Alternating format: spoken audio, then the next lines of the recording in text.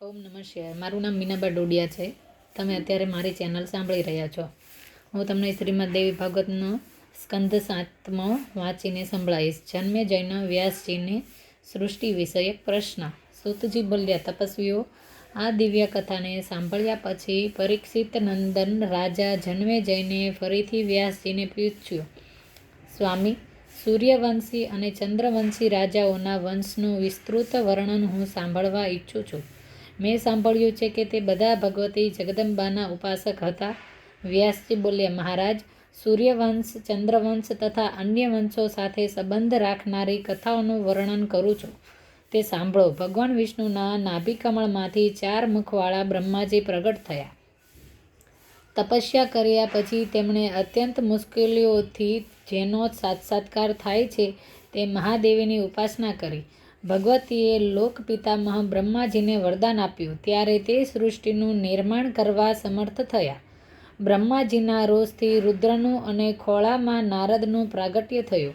અંગૂઠામાંથી દક્ષ પ્રજાપતિ ઉત્પન્ન થયા.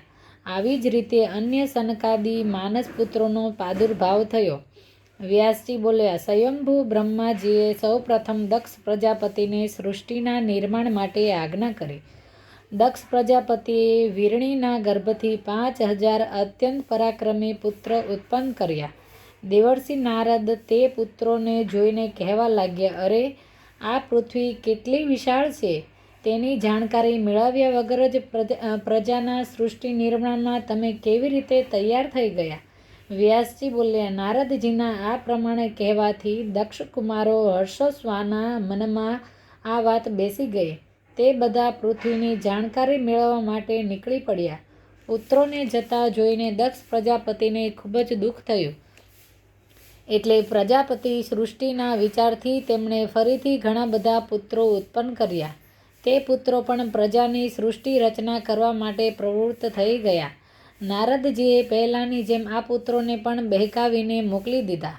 આ પુત્રો પણ જતા રહ્યા. એટલે દક્ષના મનમાં રોષ ઉત્પન્ન થયો અને તેમણે ક્રોધમાં આવીને નારદજીને શાપ આપ્યો કે, હે નારદ, તે જે રીતે મારા ઘણા બધા પુત્રોને નષ્ટ કર્યા છે તે જ પ્રમાણે તું પણ નષ્ટ થઈ જા. આ પાપના પરિણામ સ્વરૂપ તારે ગર્ભવાસનું દુઃખ ભોગવવું પડશે. આ પ્રમાણે શાપથી ગ્રસ્ત થઈને નારદજી વીરણીના ગર્ભથી પ્રગટ થયા. ત્યારબાદ દક્ષ પ્રજાપતિએ વીરણીના ઉદરથી 60 કન્યાઓ ઉત્પન્ન કરી. તેમણે આ 60 કન્યાઓમાંથી 13 કન્યાઓના લગ્ન મહાત્મા કશ્યપ સાથે કર્યા અને બાકીની કન્યાઓમાંથી 10 ધર્મની, 27 ચંદ્રમાની, 2 ભૃગુની અને 4 અરિષ્ટનેમિની પત્ની બની. 2 કન્યાઓના લગ્ન અંગિરાની સાથે કર્યા. બાકી 2 કન્યાઓ હતી તે કન્યાઓ પણ અંગિરાને સોંપી દીધી. બધા દેવતા અને દાનો આ કન્યાઓના જ પુત્ર અને પૌત્ર છે. વ્યાસજી બોલ્યા, બ્રહ્મન, તે માનસ પુત્રોમાં સૌ પ્રથમ મરીચી પ્રગટ થયા. મરીચી દ્વારા પરમ પ્રસિદ્ધ કશ્યપજીનો જન્મ થયો. દક્ષ પ્રજાપતિની 13 કન્યાઓ આ કશ્યપજીની પત્ની બની. દેવતા, દાનવ, યક્ષ, સર્પગણ, પશુ અને પક્ષી બધા તેમના દ્વારા જ ઉત્પન્ન થયા. એટલે કશ્યપ સૃષ્ટિ કહેવાય છે. દેવતાઓમાં શ્રેષ્ઠ સૂર્ય થયા. તેમનું નામ વિવસ્વાન પણ છે. તેમના પુત્ર વૈવસ્વત મનુને જગતનું કાર્ય સોંપવામાં આવ્યું. વૈવસ્વત મનુ દ્વારા સૂર્યવંશની વૃદ્ધિ કરવામાં પરમ કુશળ ઈક્ષ્વાકુ ઉત્પન્ન થયા. ત્યારબાદ તેમના બીજા 9 ભાઈ ઉત્પન્ન થયા. આ 9 ભાઈઓ મનુપુત્ર નામથી વિખ્યાત થયા. ઈક્ષ્વાકુના 100 પુત્ર થયા. સર્યાતિ દ્વારા અનર્તનો જન્મ થયો. સુકન્યા નામની એક પરમ સુંદર પુત્રી પણ ઉત્પન્ન થઈ. રાજા સર્યાતિએ પોતાની તે સુંદર કન્યાના લગ્ન નેત્રહીન અશ્વન મુનિ સાથે કરી નાખ્યા. રાજા જન્મેજય કહ્યું, બ્રાહ્મણ, ચ્યવન મુનિ નેત્રહીન હતા છતાં સુંદર કન્યાઓના લગ્ન તેમની સાથે કેમ કર્યા? વ્યાસજી બોલ્યા, એક પવિત્ર સ્થાનમાં ચ્યવન મુનિ નિવાસ કરતા હતા. તે સ્થાનને નિર્જન જાણીને તેમણે મને એકાગ્ર રીતે તપસ્યા શરૂ કરી દીધી હતી. તે આસન લગાવીને બેઠા હતા અને નિર્જળ રહીને ભગવતી જગદંબાનું ધ્યાન કરતા હતા. રાજન, તેમના શરીર પર ચારે બાજુથી વેલાઓ ચડી ગયા. ઉદય તેમને પોતાનું ઘર બનાવી લીધું હતું. રાજન, ઘણા દિવસો સુધી આ રીતે બેસી રહેવાના કારણે કીડીઓ તેમની ઉપર ચડી હતી અને કીડીઓથી મુનિ ઘેરાઈ ગયા હતા. એવું લાગતું હતું કે જાણે માત્ર કીડીઓનો ઢગલો હોય. રાજન, એક સમયની વાત છે. રાજા સર્યાતી આ શ્રેષ્ઠ સ્થાન પર આવ્યા. લક્ષ્મીની તુલના કરનાર સુકન્યા બાળ સહજ ચપળતાના કારણે પોતાની સખીઓની સાથે વનમાં જઈને પુષ્ટ તોડતી ફરવા લાગી. આમ તેમ ફરતી તે રાજકુમારી ચ્યવનમુનિની નજીક પહોંચી. તેણે માટીના ઢગલાના છિદ્રમાંથી ચમકતી બે જ્યોતિઓ દેખાઈ. જિજ્ઞાસા થતાં તે સુંદર કુમારીએ વિચાર્યું કે આવરણ દૂર કરીને જોઈએ કે તેમાં શું છે. એટલે તેણે એક અણીદાર કાંટો લઈને તેનાથી તે માટી દૂર કરવા લાગી. તેણે મુનિની આંખોમાં અજાણતા કાંટો ભોંકી દીધો. દેવી પ્રેરણાથી રમતમાં રાજકુમારી દ્વારા આ અપ્રિય ઘટના ઘટી ગઈ. આંખ ફૂટી જતાં મુનિએ ખૂબ જ પીડા થવા લાગી.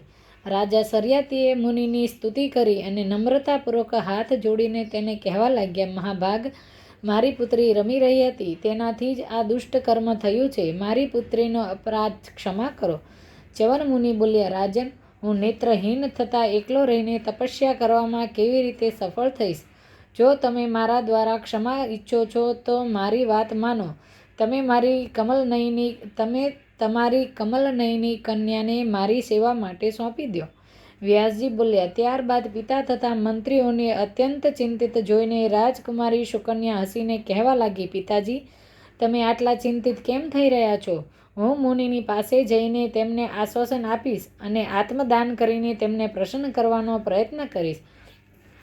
રાજા સર્યાતી મહાન ધર્મજ્ઞ પુરુષ હતા. પોતાની પુત્રી સુકન્યાની વાત સાંભળીને તેમણે પુત્રીને વાલ્કલ વસ્ત્રાદિ આપ્યા. ત્યારબાદ પોતાની પુણ્યમયી સાધ્વી કન્યાને ત્યાં જ છોડીને રાજા સર્યાતી મંત્રીઓની સાથે પોતાના નગરમાં પાછા ફર્યા.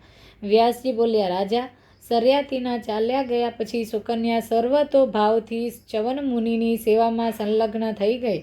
એક સમયની વાત છે. સૂર્યના પુત્રો બંને અશ્વિની કુમાર ચ્યવનમુનિના આશ્રમમાં પધાર્યા.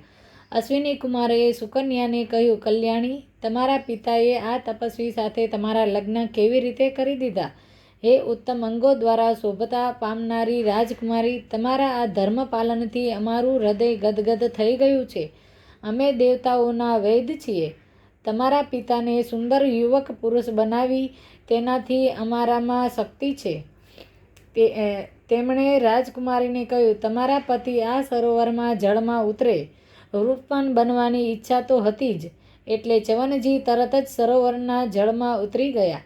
ત્યારબાદ અશ્વિની કુમારો પણ તે ઉત્તમ સરોવરમાં ઉતર્યા. પછી તરત જ તે ત્રણેય જણાને સરોવરમાંથી બહાર નીકળ્યા. હવે તે ત્રણેયના દિવ્ય સ્વરૂપમાં કોઈ જ અંતર નહોતું રહ્યું. તે બધા એક સાથે બોલી ઉઠ્યા, વરવર્ણિની ભદ્રકમાલને તને અમારામાંથી જે પસંદ હોય તેને પતિ બનાવો. વ્યાસજી બોલ્યા, બધા એક સમાન જ જણાતા હતા. તેમને જોઈને સુકન્યા મૂંઝવણમાં પડી ગઈ. મારા પતિ કોણ છે? ખૂબ જ ગભરાઈને તે વિચારવા લાગી. સુકન્યા કલ્યાણ સ્વરૂપિણી ભગવતી જગદંબાના ધ્યાનમાં મગ્ન થઈ ગઈ અને તેણે વ્યાસજી બોલ્યા. જ્યારે સુકન્યાએ ત્રિપુર સુંદરી ભગવતી જગદંબાની સ્તુતિ કરી ત્યારે દેવીએ તરત જ સુખ આપનાર જ્ઞાન તેના હૃદયમાં ઉત્પન્ન કર્યું, જેનાથી તે ત્રણેય પુરુષોમાંથી પોતાનો પતિ ઓળખવામાં સફળ થઈ. સુકન્યા દ્વારા ચ્યવનમુનિનો પતિ સ્વરૂપે સ્વીકાર થયો.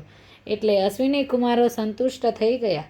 રાજા સર્યાતી દ્વારા યજ્ઞમાં મહર્ષિ ચ્યવનને અશ્વિની કુમારોને સોમરસના અધિકારી બનાવ્યા.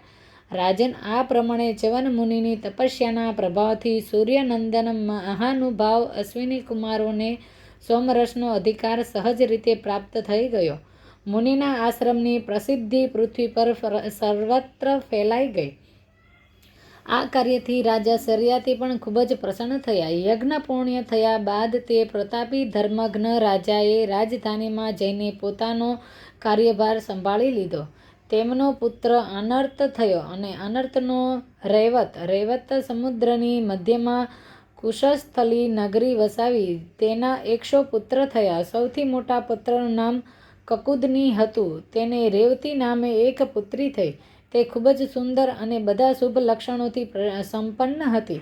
તે સમયે રાજા રૈવત અનાર્ત દેશમાં રૈવત નામના પર્વત પર રહીને રાજ્ય કરી રહ્યો હતો. તેમણે મનોમન વિચાર્યું, આ કન્યાના લગ્ન કોની સાથે કરવા યોગ્ય રહેશે?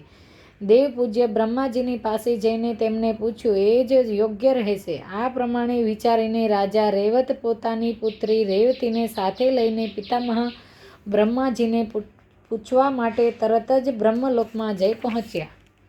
ઓમ નમઃ શિવાય.